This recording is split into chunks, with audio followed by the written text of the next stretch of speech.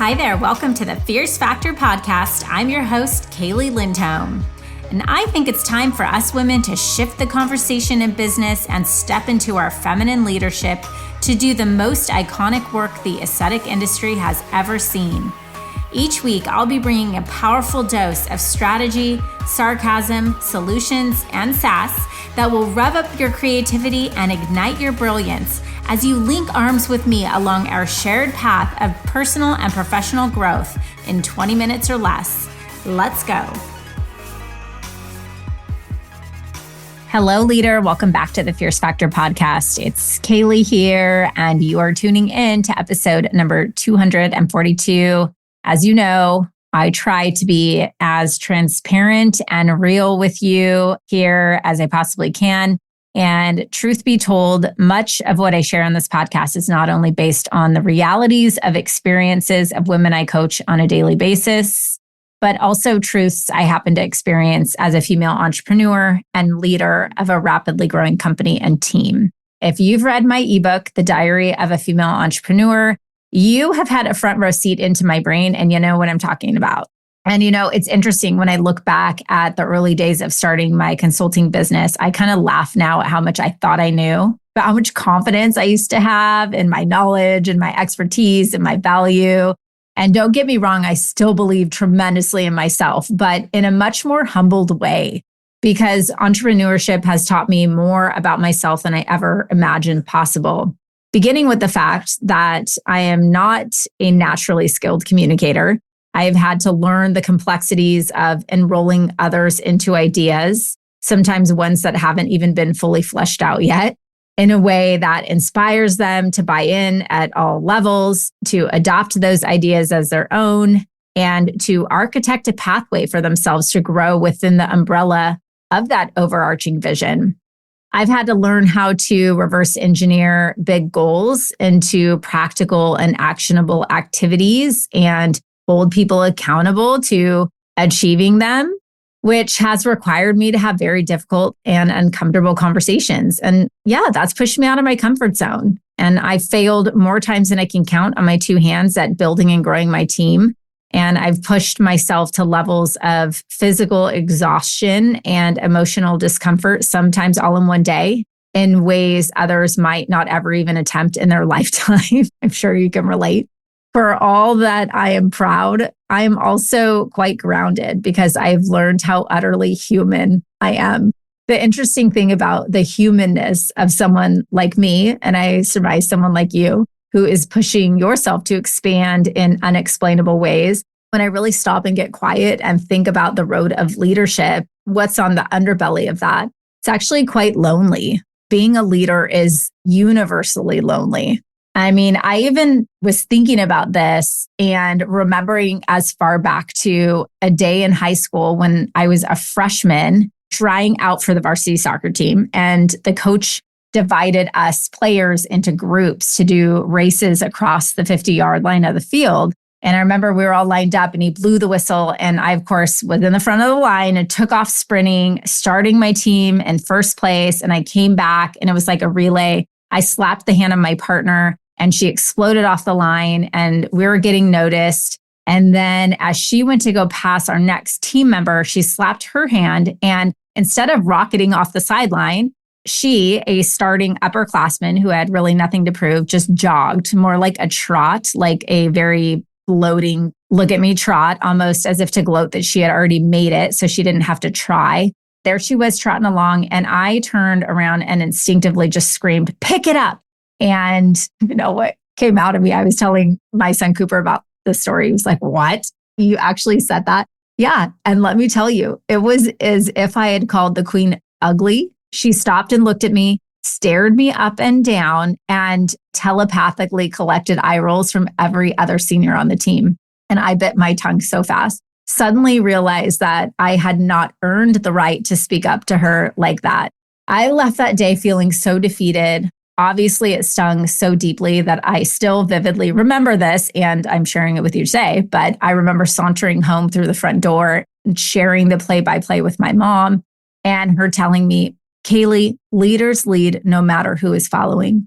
And at the time, I thought I would never be liked or popular or accepted by girls like the soccer studs I idolized. But the reality of how that unraveled was unexpectedly exactly the opposite. The coach was super impressed by the whole thing and put me on the team. And the girls, well, guess what? They appreciated having a tenacious and unwavering teammate like me.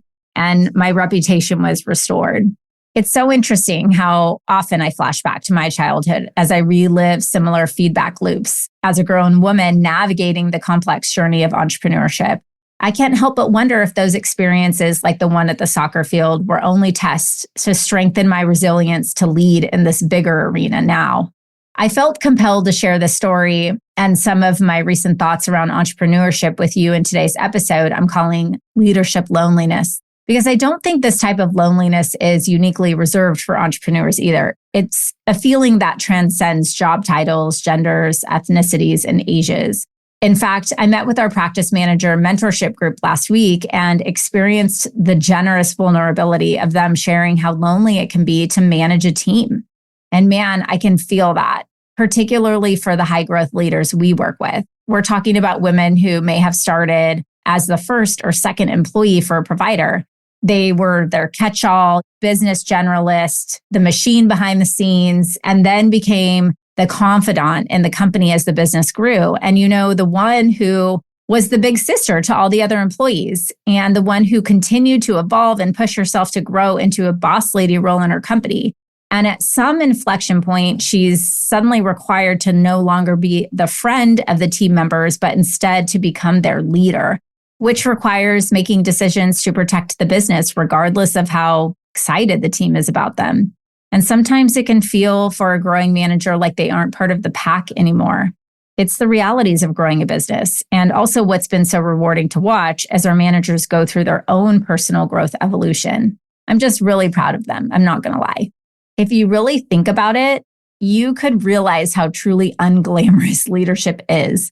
I think back to my time in corporate America. When I compare my time in leadership, there are many similarities, but also so much contrast. When you build a business from scratch, it's a manifestation of what's in your heart and soul. It's a piece of art that sometimes feels like birthing and parenting a child, painful. And also because of that pain, that struggle, that overcoming, that growth ensued, it's also the most rewarding thing I've ever done. But there are also some realities of entrepreneurial leadership that no one talks about. I just want to be a damn leader today and put those out on the table. Maybe you can relate. First of all, many people will have opinions about how you're running your business, how you should or shouldn't grow, how much time you commit to XYZ, who you should be like, where you should travel to, what you should buy or not buy, where you should expand, how much cash reserves you should keep in the bank, what percentage of budget you should spend on employees, how you should manage an issue. But the reality is you're still holding the bag at the end of the day. How you decide to interact with the opinions of others will directly affect the results you experience in your life. And no one, let me repeat, no one knows what your deepest desires are, what questions you ask yourself on repeat, and how you might want to live your life differently. In fact, sometimes it's those deepest knowings that we push down and ignore or put those dreams on the back burner because of the opinions of others who are just really probably giving us the best advice that they can. What if you never asked the opinion of anyone else ever again? What path would that take you on? I wonder, does that sound frightening or does that sound like a relief? I think it's an interesting question to ask yourself because it might reveal to you how much you lean on the opinions of others to guide you. There's no right way to build a business and there's no right way to live your life. It's your life. Secondly, no one will ever love your business as much as you. You can enroll the shit out of people into your vision, but here's the deal. It's your company. You can't expect your team or anyone else for that matter to actually understand what your business means to you, even your spouse. As helpful as others might be, this wasn't their vision. Even if they're doing the very best they can to support you, they will never have the level of intimacy with your business as you do. And you can choose to let this disappoint or frustrate you, or you can choose to accept this as a reality and step up to the challenge to find a way to learn what makes the people around you tick. so you can engage them to support your vision in a way that allows them to pursue their own dreams. Sometimes if I let myself think about the fragility of my business without the support of others, it actually helps me think bigger and honor the gift of leading them with greatness. Thirdly, the higher you climb, the fewer who will be there waiting for you at the top. A mentor of mine used to say, people will support you until you exceed their expectations of you. Meaning people like you in the box they put you in. They see you as someone who plays a certain role in relationship to their ideal version of themselves. And when you disrupt that, you create an uncomfortable mirror situation where they have to see themselves in the light of who they are versus who they wish they were. And listen, we've all done this. Do you ever look at your own Instagram and get triggered by someone, feel jealous, or maybe that person irritates me and I don't know why? It's actually a really useful exercise to explore that feeling. If someone's making you feel insecure or just energetically off, ask yourself, do they have something I wish I had? If so, what is it? And do I really want that? Another lesson in leadership. Leaders are always questioning themselves and looking to reframe their mindset to see things from a different perspective. And if the people you lean on to mentor and support you are not investing in renewing their own mind, at some point you will outgrow them. And leadership lesson number 4 is that you can't make everyone happy. This one is hard, especially since our brain is primally designed to seek pleasure and avoid pain. And one of our most primal instincts is to find comfort in community. This explains the pit in my stomach the day I decided to instinctively react when my teammate in high school was dogging it in sprints. So what this means for us as leaders is we're probably going to have someone upset with us most of the time. Maybe it's someone on our team, maybe it's our spouse, maybe it's our Allergan rep, maybe it's our social media contractor, maybe it's our dog, hopefully not the dog.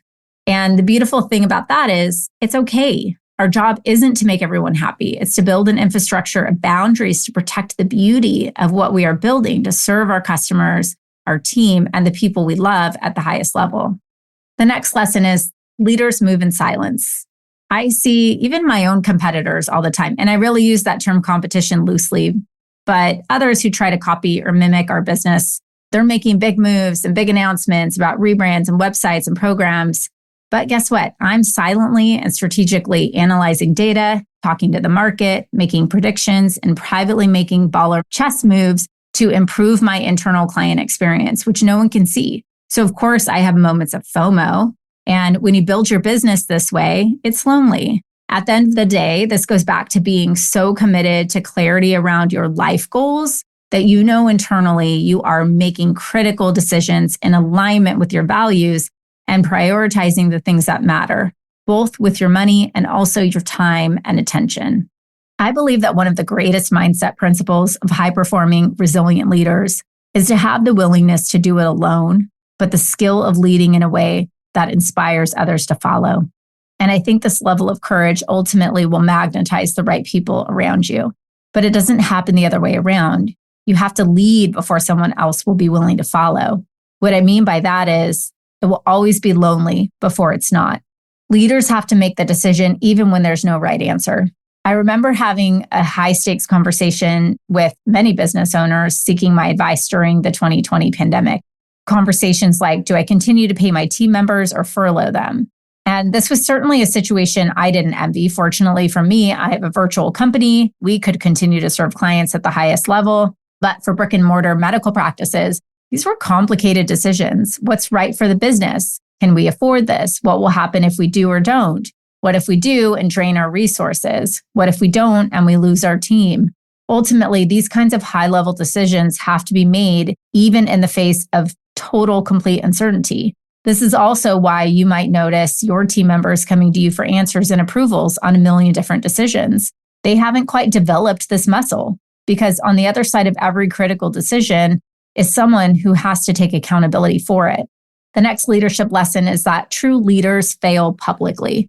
When you're following someone else's lead, you have the privilege of watching them move, see how others respond to their moves, what's working, what doesn't work, and then you make your move. That's why if you've ever heard the term first mover advantage in business, well, that's only when the first mover actually succeeds and there's a lag time before someone can catch them. You can look at notable examples of this in business, one being Airbnb, whose founders tried to rent air mattresses in their apartment, initially failing to gain traction and even selling branded cereal to stay afloat. Or the classic story of Jamie Kern-Lima, who I've talked about on this podcast before, was turned down by 100 investors before taking her product, It Cosmetics, onto QVC, personally showing her products and experiencing record sales to ultimately get acquired by L'Oreal for $1.2 billion. I love that story. Haha to those investors who didn't want to invest in her. But these stories may just sound like tales of persistence, but they're also stories of people who had to fail with a spotlight on them. And while they're hugely successful companies, they were at one time founders like you and me who put even their reputation on the line in order to make an impact. Leadership is doing it scared, doing it when no one else gets it, moving when no one else is cheering, and upholding the highest standards to protect what we built when others attempt to copy or steal it. I thought this was an important conversation to have today because I think the common perspective of leadership is misleading. You don't get to make a post and go viral and become a leader. You get to show up and face the human experience, which is 50-50, meaning for every high, there's an equal and opposite low. And if you aren't prepared for that, your default mode is trying to get out of pain and live in comfort. You will miss the point. And quite frankly, leadership isn't for you. And you can't be successful because you won't have developed the skills that it takes to become a leader. If you want to call yourself a leader, it means you have to show up and do things others aren't willing to do. My husband has a chalkboard in our garage that says, if you want to be exceptional, you have to be the exception. I think of this often. The reality is most people want the tool, the resource, the answer guide. They'll DM me for tips and insights and education, and yet don't understand that the answers are in the doing, in the trying and failing and getting back up, in the learning through experience, in the execution of the free guidance they get here on this podcast, in the investment of support, coaching, and accountability to manage their mind through the risk they take betting on themselves. That is when the tool is useful.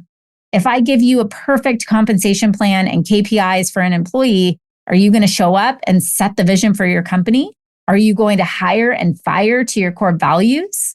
Will you cut dead weight on your team, even if that employee has been with you for 10 years? How will you navigate the conversation when the employee doesn't hit those KPI metrics or asks you for a raise? What happens when an employee leaves and starts a business down the street? How will you respond when the company grows and those KPIs need to be adjusted? Leadership isn't about the answers, leader. It's about taking a head first plunge into the deep end of uncharted waters and figuring out how to dodge sharks and swim to safety. It's in the doing of exceptional, lonely things that most people aren't willing to do. If you're new to starting a business or you are thinking about it, please listen. Building a sustainable business on a solid foundation is not easy. You will not become a millionaire in 1 year. You will probably not earn $1 million take-home income for many years, probably until your business easily clears $3.5 to $5 million per year in gross revenue. This will take skills you do not have. Learning how to emotionally self-regulate being number one. Learning how to be okay with disappointing others. Learning how to have very uncomfortable conversations. Learning how to do things that upset others at times to protect the integrity of the business. Learning how to say no to opportunities you may have once dreamed of getting. Learning how to discipline yourself with your finances. The list goes on. I'm not saying this to discourage you by any means. I'm telling you this because this is the reality of what it's going to take of you. I don't care what some consultant or Instagram coach promises you about a business turnaround. Building, growing, and sustaining a healthy business will never have a finish line. It will be the most challenging thing you have ever done in your life, and the challenges will never end. But if you're up for it, you will get stronger and smarter and more self-assured.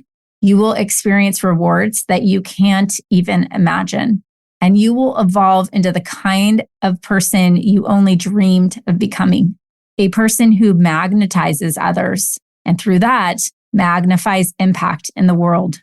But this will never happen unless you're willing to do it scared, take a leap with no guarantee of return, and do it alone. Okay, leader, thanks for letting me share some thoughts that have been on my heart. as we are approaching the end of the year. I am more than ready than ever to roll up my sleeves and support you at an Olympic level if you are ready, willing, and able to invest in yourself in exceptional ways. Okay, chat with you, same place, same time next week. Listen, leader, if you're vibing with me here, hang tight because I have a brand new resource for you. You are a successful, confident, powerful woman who just isn't into being average. No, you have a calling. And part of that calling is requiring you to level up. And I know that if you're working to cross the next $1 million milestone in your business, you need to be in the right circles. And perhaps that's why you found us. I'd love to invite you to join The Blueprint, a weekly resource for inspired, provocative thinkers who are taking this conversation to the next level. Get access to free business tools, podcast supplements, guideposts, and direct communication with me and my expert team. And of course, a masterfully curated circle of women making big moves and disrupting the status quo in aesthetics and wellness. You can link directly through the show notes or head to klcconsultants.com/blueprint. It's time to elevate. See you there, goddess.